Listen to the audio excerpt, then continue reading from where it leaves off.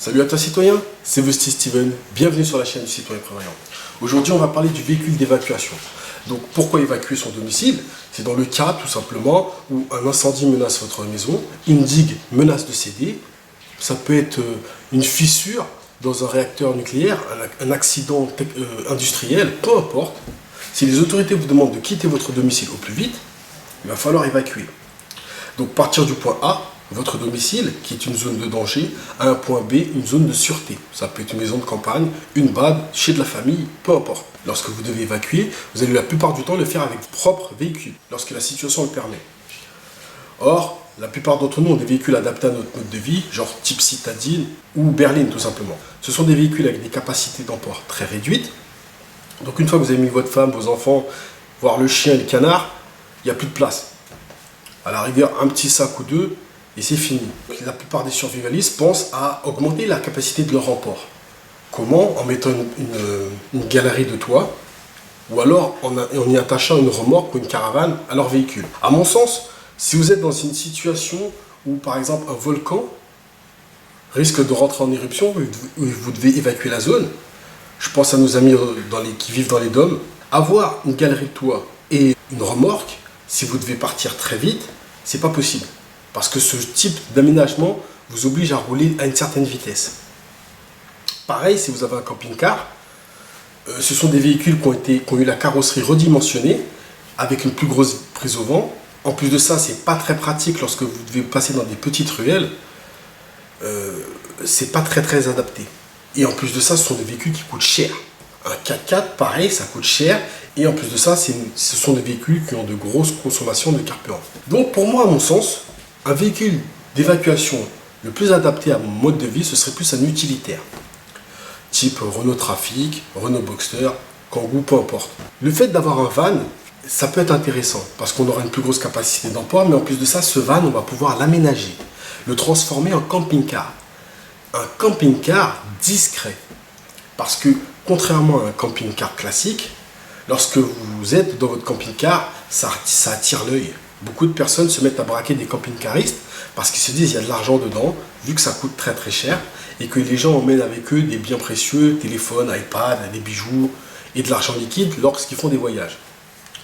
Lorsque vous avez un véhicule utilitaire aménagé, vous êtes discret. Vous avez l'avantage de pouvoir rentrer par exemple dans le centre de la ville sans problème. Contrairement à un camping-car où vous êtes obligé d'aller à des endroits spécifiques et généralement ils sont en dehors de la ville.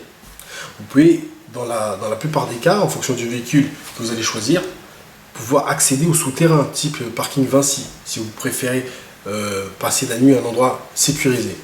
Ce qui n'est pas le cas d'un camping-car. Vous n'allez pas pouvoir rentrer dans le tunnel, c'est trop haut. Ce type de véhicule peut également vous servir lorsque vous allez tomber dans une situation de précarité. En Grèce, en Espagne, aux États-Unis, lorsqu'il y a eu la crise, beaucoup de personnes se sont retrouvées sans emploi et ne pouvaient plus payer leur loyer. Beaucoup de ces personnes se sont retrouvées à vivre dans leur véhicule. Ils n'avaient pas le choix.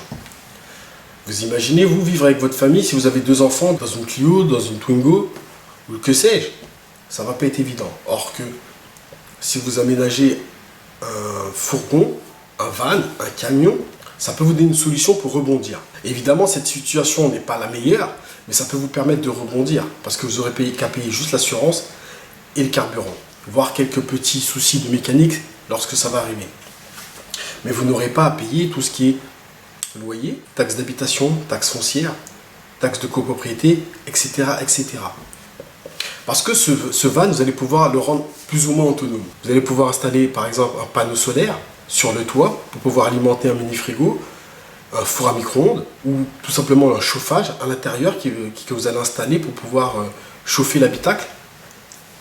Vous allez pouvoir y installer une petite douche pour les plus grands utilitaires, voire une pièce avec un petit coin toilette, un pot de chambre, ça fera très bien l'affaire. Vous pouvez installer un coin cuisine avec une bobonne de gaz qui vous permettra de cuisiner chaud. Vous pouvez installer des rangements. Et en fonction de la taille de l'utilitaire, vous pouvez même compartimenter ce véhicule pour faire des pièces différentes. Je pense notamment à ceux qui ont des camions, type Renault Medline. Avec ce type de véhicule, il faut avoir le permis poids lourd. Vous pouvez carrément recréer un véritable studio ou F2 à l'intérieur de ce camion. Alors, comment on fait pour pouvoir aménager ce type de véhicule, un utilitaire, en fourgon aménagé. Il y a plusieurs sites qui en parlent, j'en ai sélectionné un site que je trouve sympathique, qui s'appelle pointmobile.fr. Sur ce site, c'est un couple qui ont acheté un utilitaire et qui l'ont transformé de A à Z pour en faire un fourgon aménagé. Vous allez trouver des tutos sur ce site, comment découper la carrosserie pour en faire une lucarne, pour poser une baie vitrée par exemple, pour faire un puits de lumière à l'intérieur du véhicule, comment installer un chauffage, comment faire un circuit fermé, un circuit électrique, comment gérer l'évacuation des eaux sales, comment transformer l'intérieur et gérer cet espace réduit pour en faire un lieu de vie. Toutes ces infos, vous allez les retrouver sur ce site.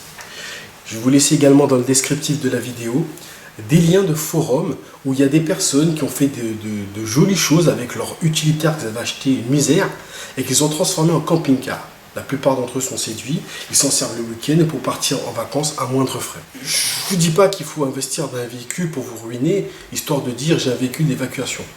Mais je pense qu'en faisant les bons choix, on achète un véhicule utilitaire pas cher, d'occasion, qui a 10 ans, 15 ans, avec un bon moteur.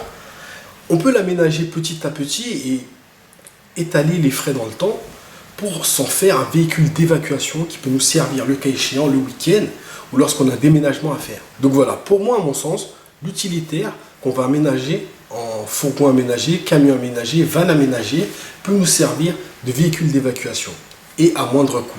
Un van aménagé peut également servir à beaucoup de situations. Je pense également aux étudiants qui n'ont pas les moyens, lorsqu'ils vont dans une grande ville, de pouvoir se loger pour aller à la fac et faire des études. Certaines personnes le font déjà, notamment à la fac de Bordeaux, Toulouse. Des étudiants se sont mis à investir dans un camion qu'ils ont aménagé et ça leur sert de domicile. Ils ont juste eu à investir dans une boîte postale pour pouvoir recevoir leur courrier et le reste du temps ils sont dans leur camion. Ils réduisent leurs frais, c'est une vie entre guillemets minimaliste parce qu'ils n'ont pas besoin d'acheter énormément de choses parce que dans le véhicule il faut de la place. Donc on va à l'essentiel, on n'achète pas du superflu et on fait des économies.